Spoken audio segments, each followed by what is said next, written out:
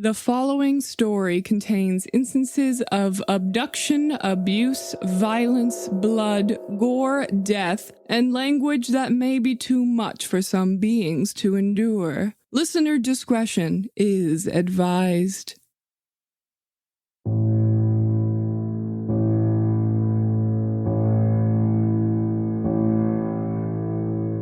This is Queer Goal, an anthology of short queer horror stories written and produced by me, Adriana Oister, pronouns she, her, and they, them, with various tales of horror, suspense, mystery, and science fiction. I, in the role of the narrator, will introduce you to a diverse set of characters, each of whom trapped in their own hellish landscapes and teeth-clenching nightmares.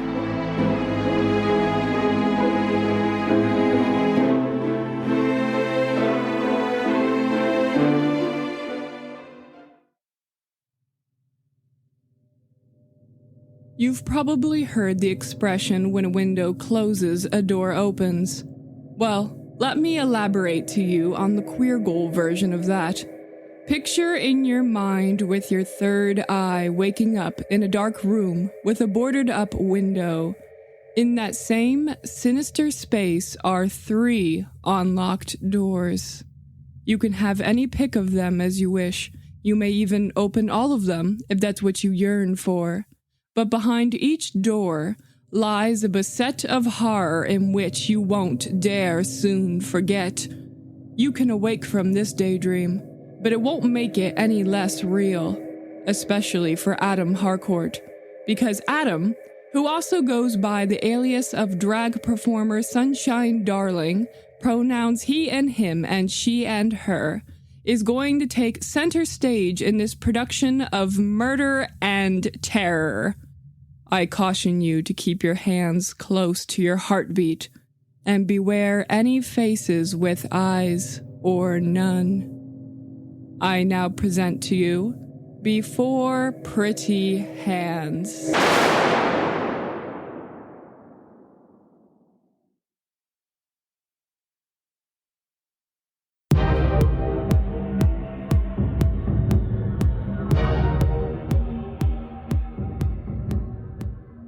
Adam sat in front of his vanity mirror, organizing his wigs and setting them on top of white, blank plastic heads, before moving them onto the rickety, unbalanced metal shelves in his club dressing room. He lined each of the heads up side by side and organized them by the wig's color and length, the shortest on the left to the longest towards the right.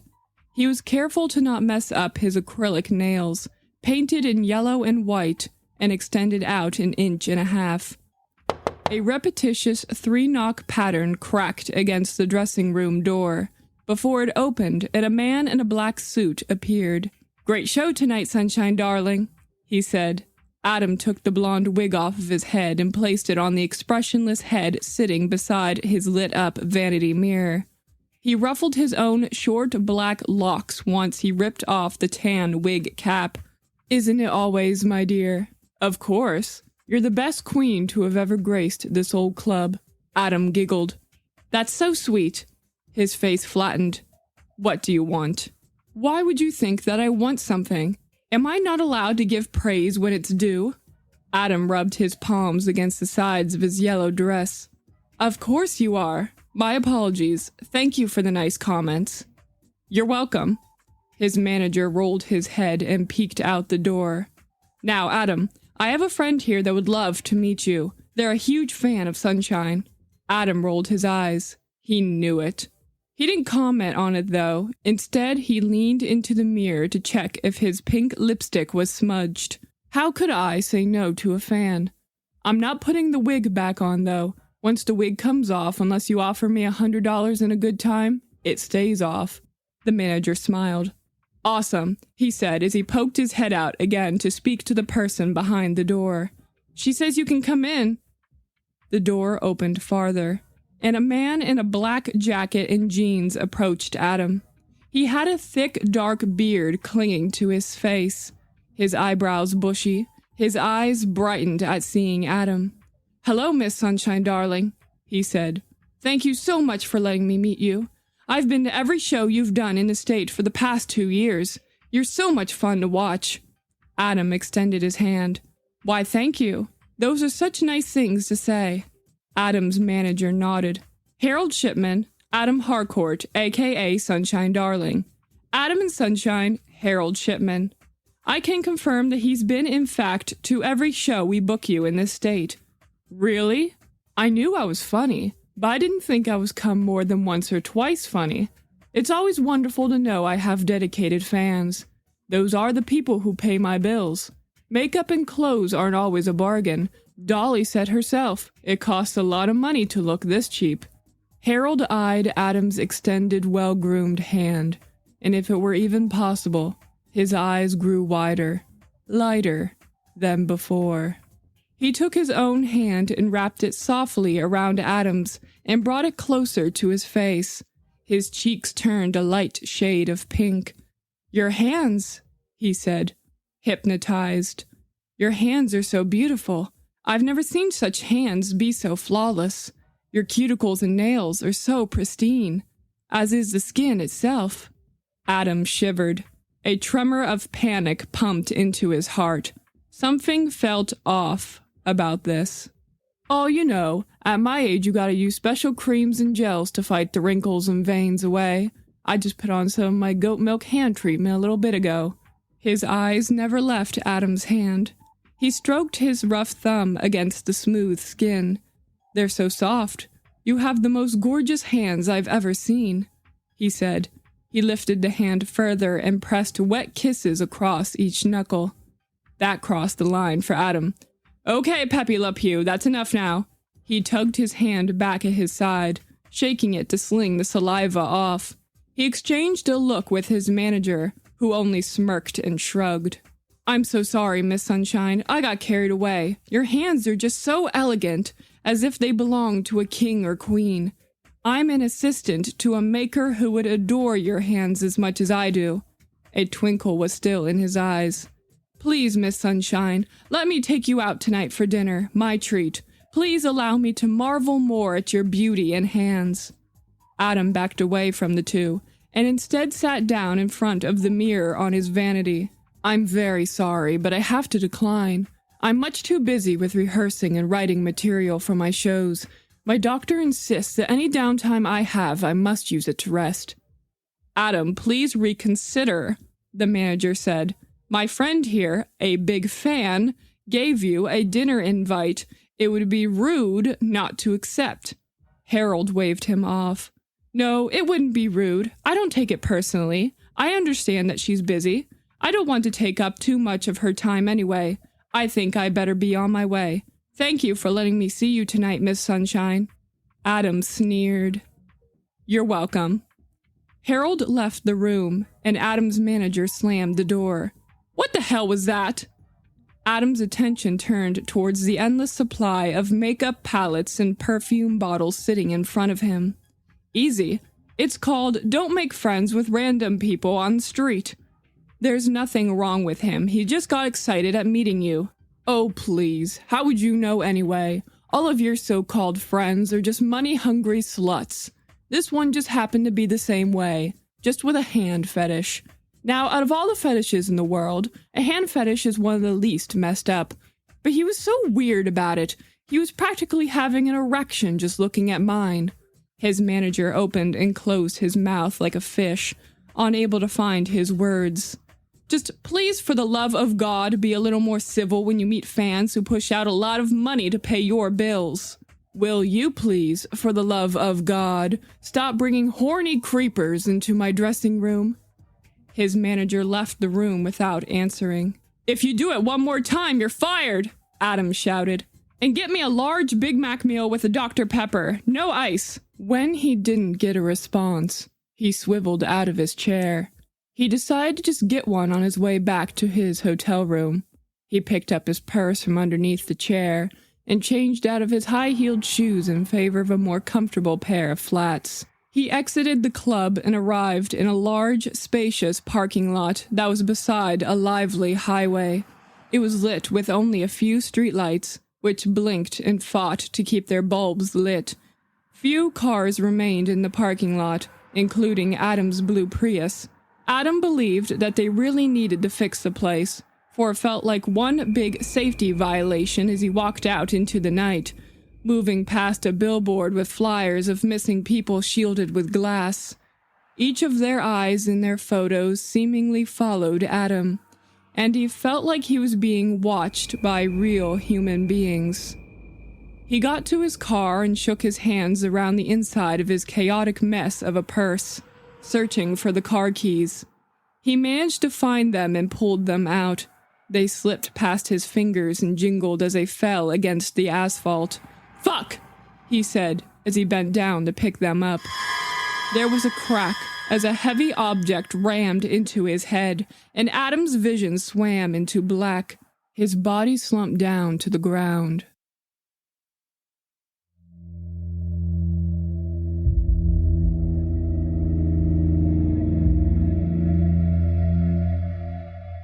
When he awoke with a dull pounding in the back of his head, the first thing Adam noticed was that he was still feeling watched. The sense never left. It only intensified as he felt weight on each of his shoulders, and an itchiness that crawled up his leg. He blinked his eyes and waited for them to adjust to the poor lighting. When they did, he saw that he was in fact being observed by unblinking eyes. The room around him had shelves full of dolls. He jolted forward from his place on the floor. The weights on his shoulders fell behind him.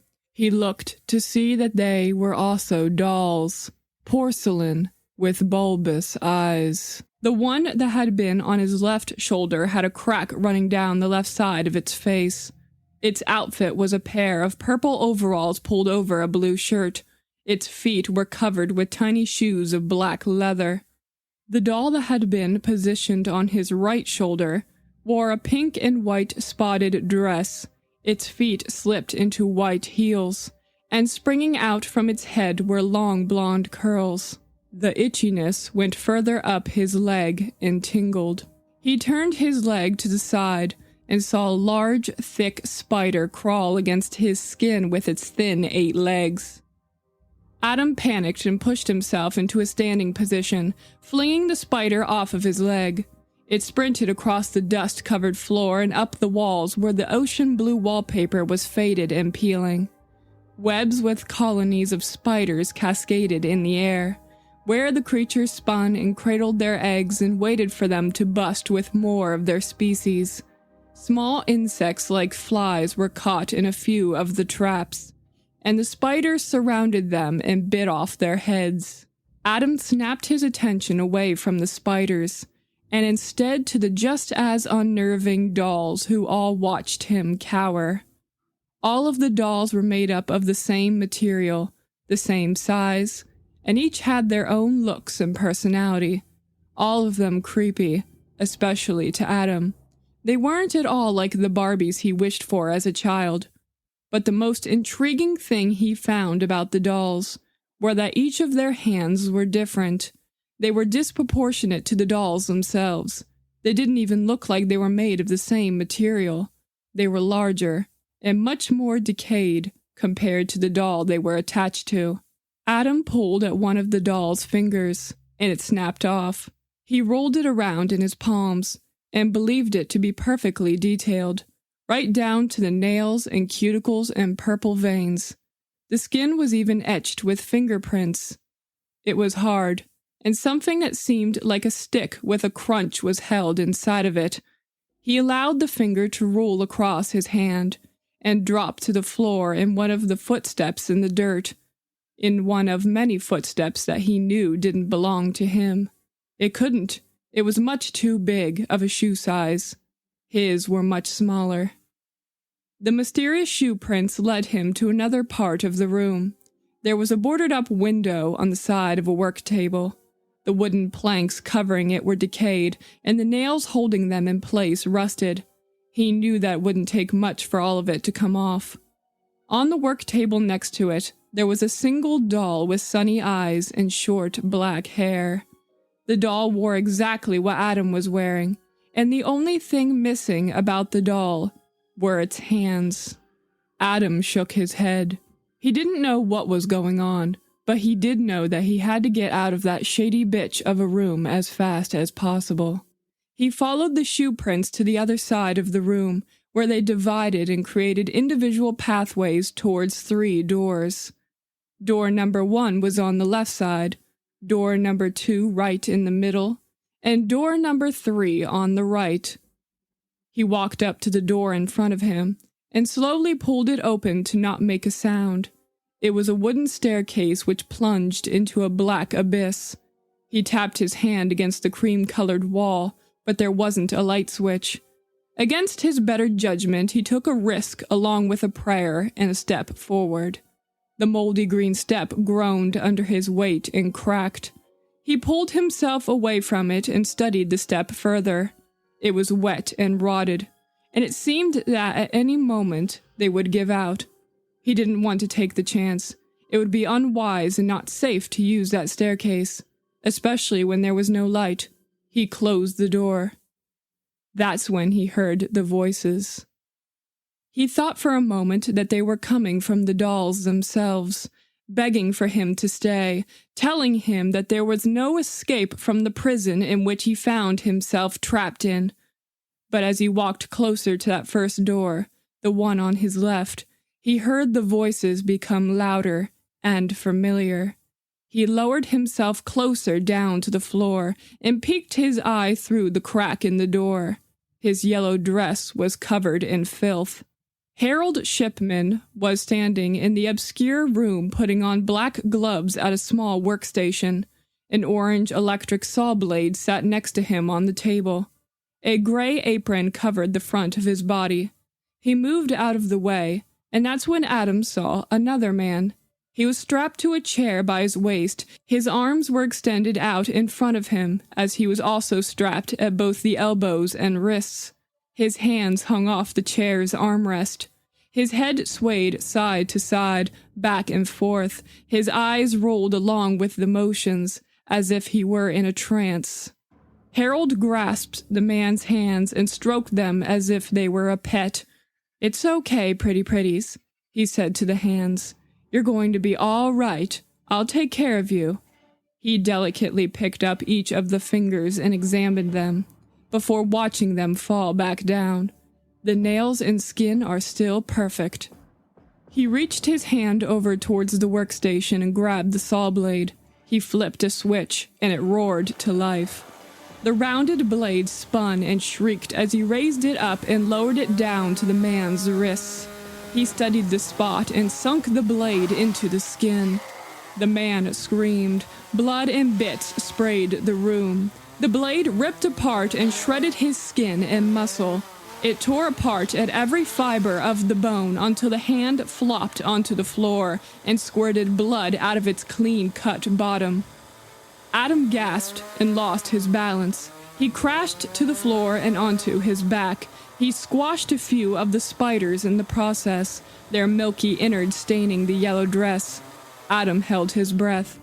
The sawing continued. His legs and hands shook as his body bolted back up to his feet. He placed his hands over his chest as he tried to catch his breath and soothe his fearful heart, and with every ounce of strength left in him, and willpower to get away, he thrusted himself towards the third and final door, and he couldn't stop himself from screaming. The room housed an incinerator, a bulky hot brick oven. It radiated a powerful heat wave that licked Adam's skin with a scorching tongue. The walls and floor covered in ash and soot. A gray table sat in front of it. The top of the table was coated in blood, and it dripped off of the edges in thick, clotted globs which formed dark pools on the floor. A trail of it led from the table to a man squirming on the foul floor. The man wormed his way towards Adam, his mouth covered up with cloth as he bawled into it. His hair was matted, his eyes were tearful and red. His skin had bubbling pink blisters which oozed white sludge. His hands were gone, his wrists nothing more than bloody stumps. Harold's saw blade stopped. Adam closed the door right as Harold's door opened. "What do you think you're doing, Miss Sunshine, darling?" Harold said. "The hands. You're going to damage the hands. I need the hands to stay perfect as they are." Adam's eyes shifted around the room, trying to look anywhere but at Harold, who had blood splattered across his body and apron. A few blotches stained his beard.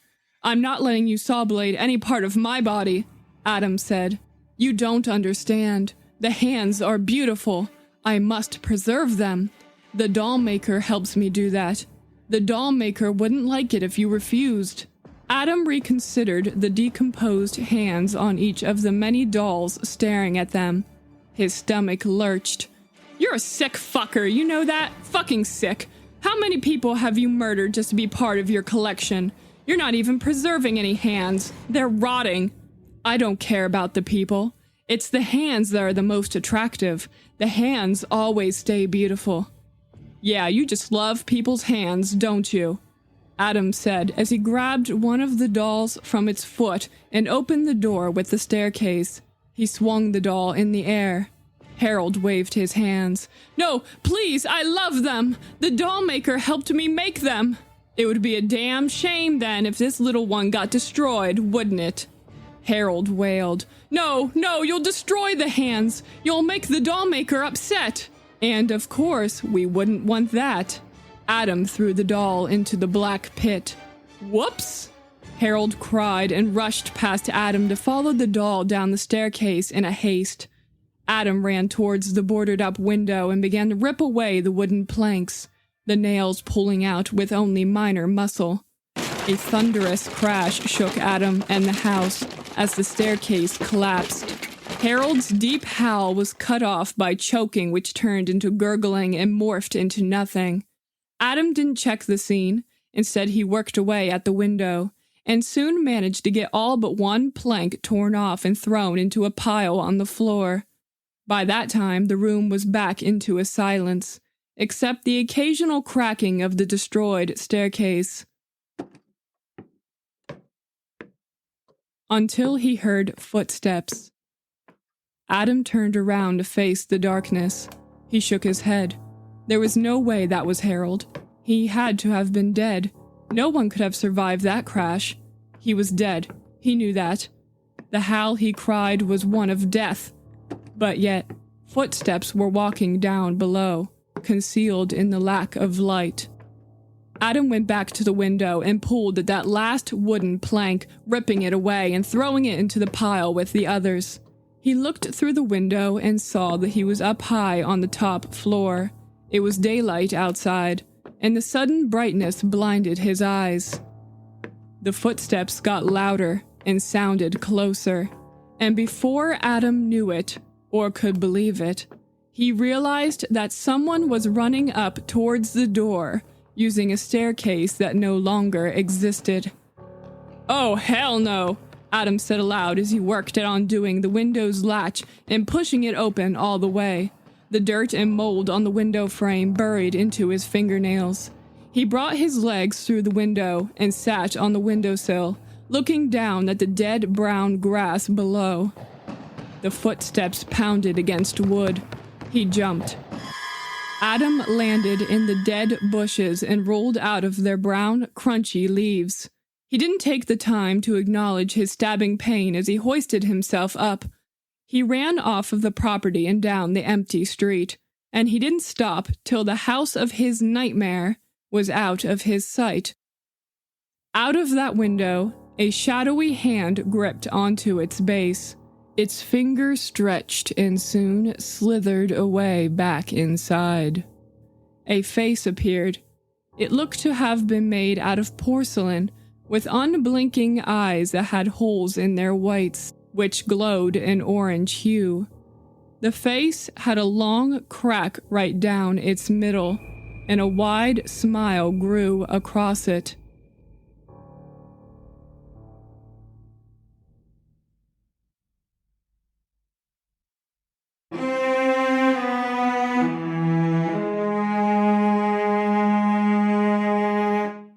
the written version of the story you just heard and other Queer Goal originals, visit queergoalpodcast.com.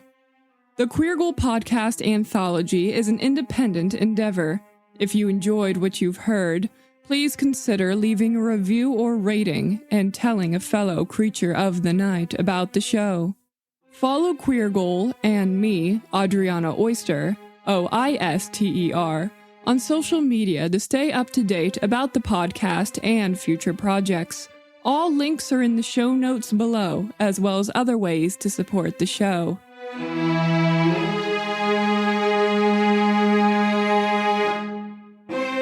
Until next time, thank you for listening. And in case there isn't a next time, which I could only assume would be because either you've met your own terror chamber, or I lost a bet with the Reaper, see you on the other side, although I can't guarantee which one.